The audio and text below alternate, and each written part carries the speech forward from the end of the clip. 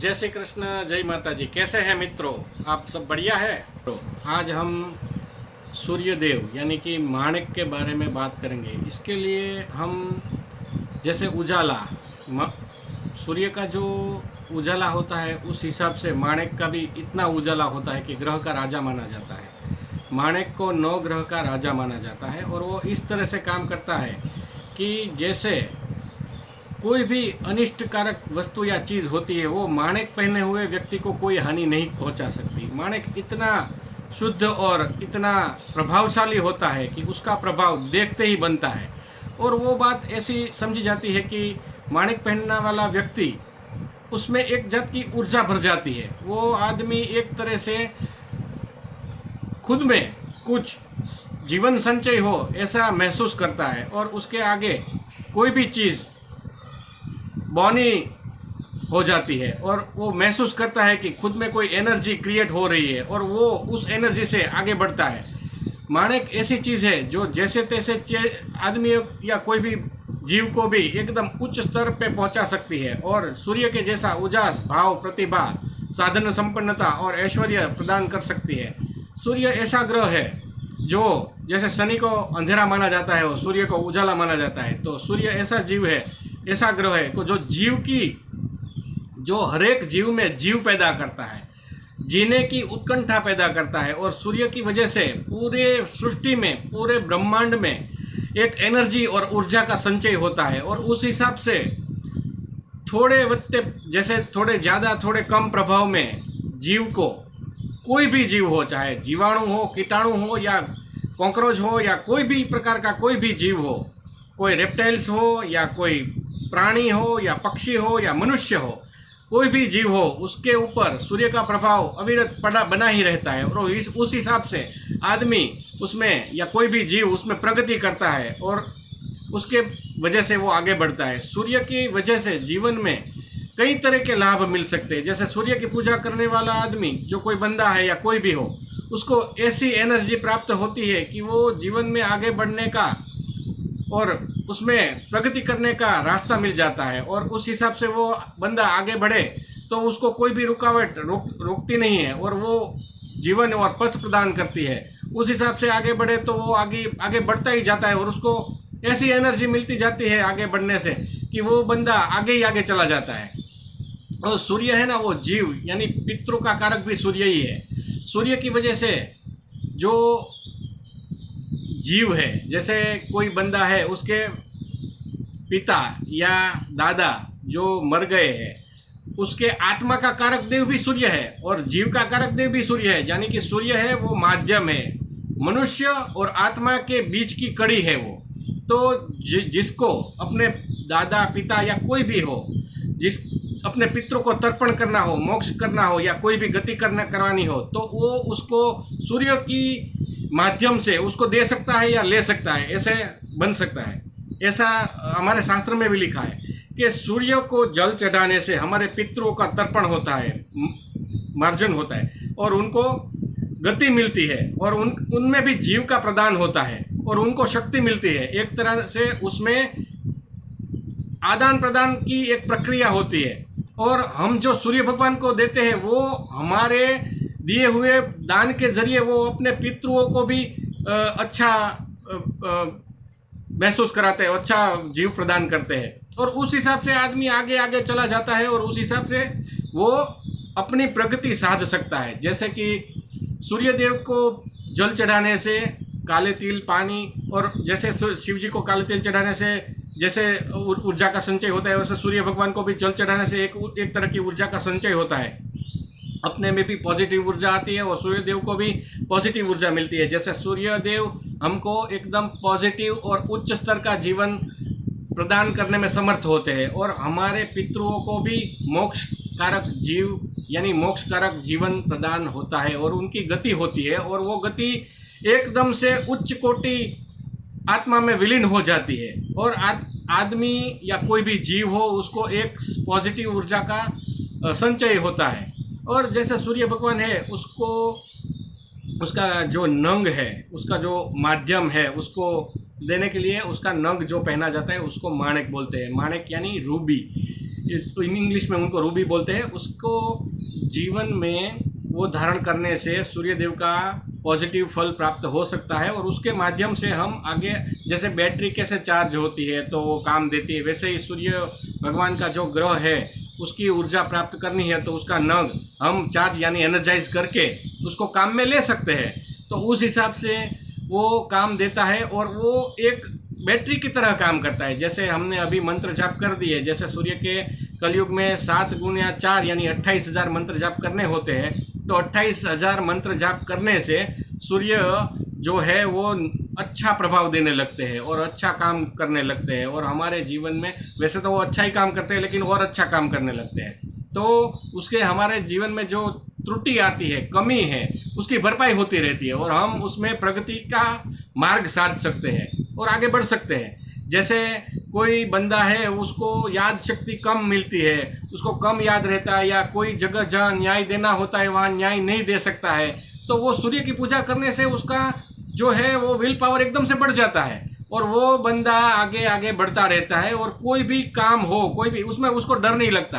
किसी को बोलने में, जैसे माइक के ऊपर, स्टेज के ऊपर बोलने से उनको फोबिया होता है कि वो डरता है कि मैं नहीं बोल पाऊंगा, मैं भूल जाऊंगा या कोई भी, तो वो उस हिसाब से ये करने से, सूर्य भगवान की पूजा पाठ आराधना करने से उसका डर चला जाता है और वो बंदा है वो स्टेज के ऊपर भी अच्छे से न्याय दे सकता है और उसका काम हो सकता है। ऐसे सूर्य भगवान का पूजा पाठ आराधना करने से आगे बढ़ सकते हैं। उस सूर्य भगवान का नग जो है वो माणिक होता है और उसको राइट हैंड की ये तीसरी यानी अनामिका उंगली में पहना जाता है।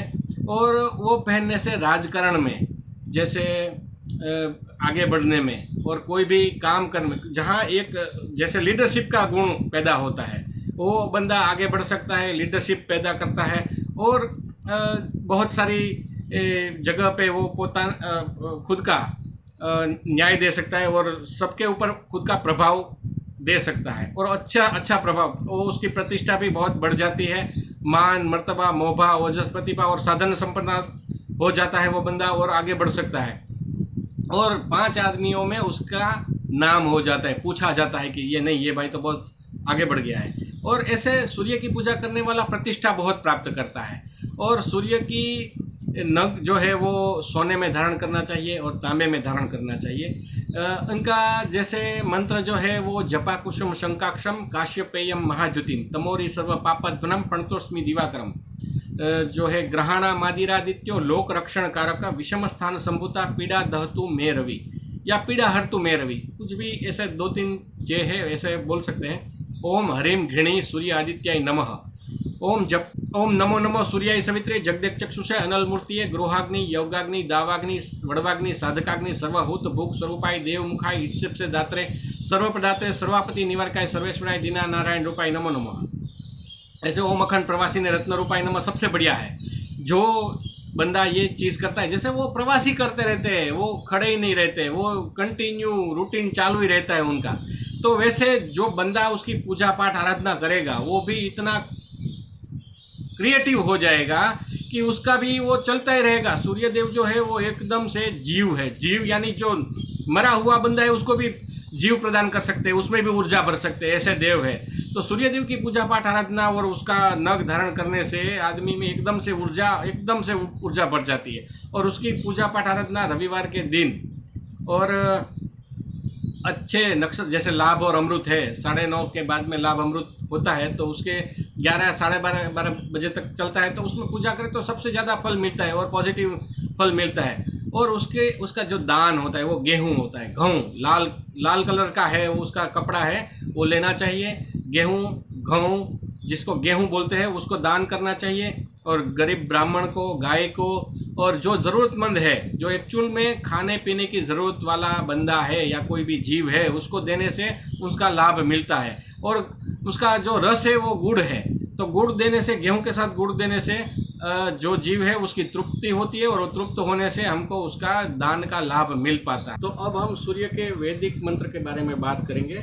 तो उसका मंत्र इस प्रकार है, ओम आकृष्णेन रजसा वर्तमानो निवेशयन्य मृत्य मर्त्य च हिरण्यन सविता रथेन देवो याति भूनाति पश्यन।